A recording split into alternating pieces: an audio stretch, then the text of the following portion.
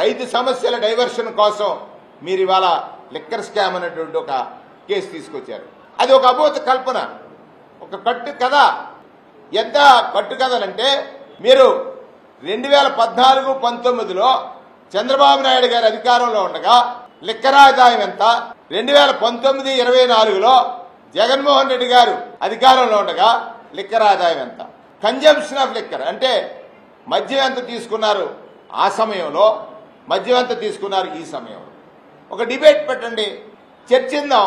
ఎవరు స్కామ్ చేశారు అంటే చట్ట పరిధిలో లేని నిర్మూలించాల్సి ప్రభుత్వం నిర్మూలించని ఆ బెల్ట్ షాపుల్ని నిర్మూలిస్తారని మేనిఫెస్టోలో పెట్టినటువంటి గనుడు అంటే ప్రజల పట్ల ఎంత చిన్న చూపు, ప్రజలు తెలుసుకోలేనటువంటి ఎంత భావన అర్థమవుతుంది. దానివల్ల మళ్ళీ ఇవాళ మొదలుపెట్టారు.